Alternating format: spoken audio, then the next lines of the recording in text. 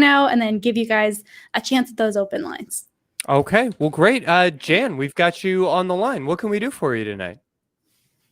Hi, sexy people. How are you tonight? Doing good. Doing great. Compliments will get you everywhere. Vi, I adore you. Your hair looks great. Cut it yourself. It looks great. You're a beautiful person. And I love your joie de guerre. I appreciate that. Man, I'm liking tonight. I think I like watching I like watching Matt do it.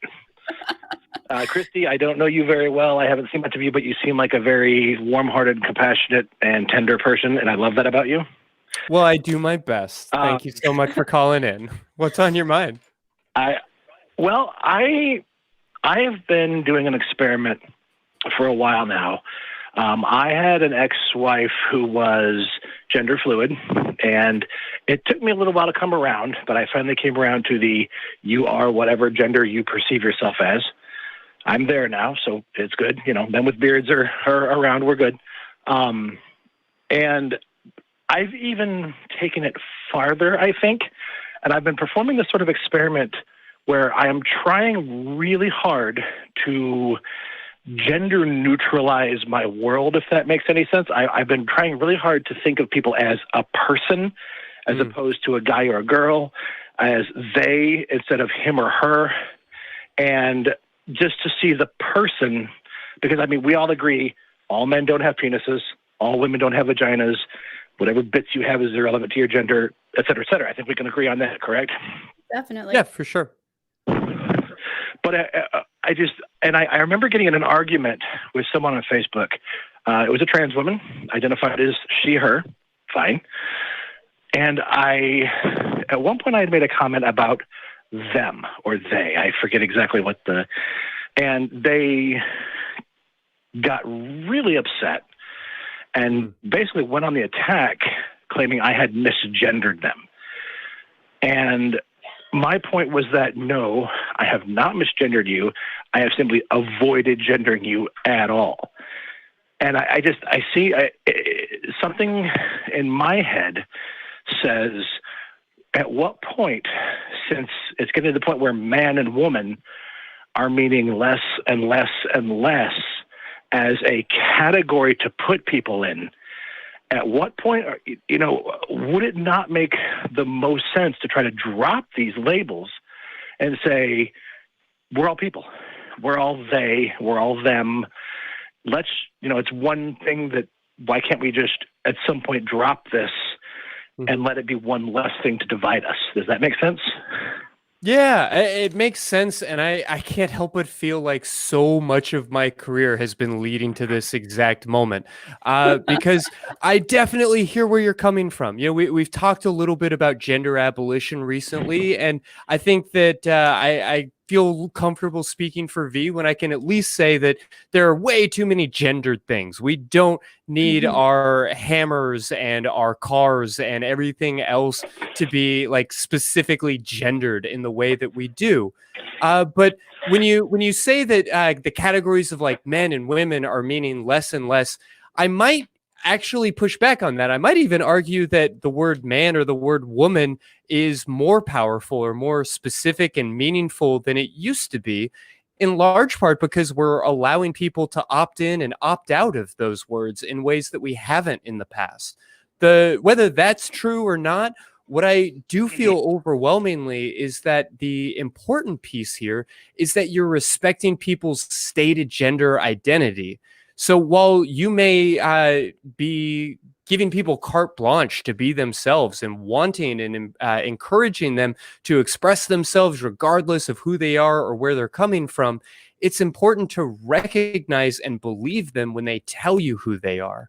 And I hear what you're saying about they, them pronouns. You know, as a young therapist, I made a real effort to actually remove all gendered language from any of my professional writing. And it honestly took about a solid year of writing professional case notes to eventually take gendered pronouns out of that language and to turn everything into a they, them term.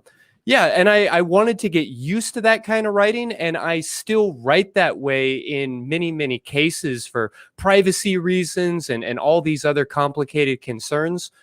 But early on in my career, I was corresponding with a parent about their child, and they had brought their child to me because there was some gender concerns or maybe some gender confusion early in their puberty and in their development. And in responding to this parent, I used all they, them, or gender neutral language. And looking back, I totally appreciate the incredibly angry reaction that I got to that email. The response was, "You've only had 2 sessions with this person. How could you possibly dictate their gender? I can't believe you're already switching pronouns," and these kinds of things. And I recognize the value of that now, or the mistake that I made, because while I do want to live in a more gender neutral or a less gendered world, I want to be really mindful to respect what people say about themselves. And so I hear where you're coming from. And if we were going to like Sim City, this country's culture from the ground up, then I might agree with you that we should get rid of a lot of this gendered language and get rid of pronouns in many, many contexts. But when you're talking to somebody who says she, her, I think you're obligated to use she, her. Is that fair? I can't say I'm 100% on board with you there, because and again, you are the expert. I'm a layman. You probably know more about what you're talking about than I do. But it seems to me, and this is just thinking it out for myself, I have no training, I have no education in this, but it seems to me that obviously each person is the author of their own bodily destiny. If you feel like you should have been born with a penis and you weren't, then if it's appropriate for you, you should take steps to remedy that. If you have body parts that you feel like you should not have been born with, then if it's appropriate, you should remedy that. I have, everyone's body is their body. It's none of my business. You do what you feel you need to do. But it seems to me, just as a sort of, I've thought about this and this kind of reasoned it out, that while body dysphoria may always be a problem. I mean, there will probably always be people born with bits that they don't think they should have. But gender dysphoria, if there weren't these stereotypical categories that we try to squeeze, well, not as much anymore, but people still do it. If there weren't these opposing categories, you are this or you're this, and people get that stuck in your head, and if we stop saying this is male, this is female, and just said, dress how you want, speak how you want, love who you want, engage in whatever hobbies, activities, interests you want, and don't worry about whether power tools make you a man or wearing a skirt makes you a woman. It seems like gender dysphoria would be a concept of the past, because there would just be nothing to be dysphoric about, and it'd be one less problem for people to have. Does that make sense? Am I way off base here? I think it's very difficult for us to predict exactly what's going to happen in a future where this might be a reality. We might move into a space where gender neutral is the default, and then people choose if they want to be a man or a woman or something else. But I think the point here, and we do need to get to this last clip, but I do want to make sure I address this. You might not personally understand this, and that's okay. You're on the right track. Continue to have these conversations, call in again. The key here, though, is that it's difficult to grasp this if you have not experienced it yourself, but a lot of binary trans people, who identify as a man or a woman have been misgendered their whole lives, probably, unless they're very, very lucky, and very, very few, they have been misgendered. And their goal is to be gendered correctly, which is he, him, or she, her. In the case of this trans woman, it is she, her. That is her goal. And so saying, no, you don't get that, or no, I disagree with that, to them, that adds you right into the entire group of people who their whole lives have been saying to that person, you are not she, her. Right. And so there is that conflict there, and it's an ongoing conversation. ContraPoints on YouTube got into quite a bit of trouble for complaining about the fact that she is always called she, her, unless she is in a queer space. And then it's like, oh, do you have your pronouns? What are your preferred pronouns? And she's like, just call me she, her. That's what I am. Like, don't try and, use they, them, or get squeamish. Like, I'm a woman. That's what I am. Call me that. So it is really sticky. And we have yet to see exactly how that's going to play out in the future. But for now, a good rule of thumb is if somebody tells you their gender, you use those pronouns, or you have to deal with being called rude or disrespectful, because that's what that is. Fair enough. Well, give me something to think about, if nothing else. Yeah. Well, definitely take a think on it and call back. We'd like to walk you through with this. Great. Love you both. You guys have a good night. Have a good show. Have a good night. Appreciate you. Take care.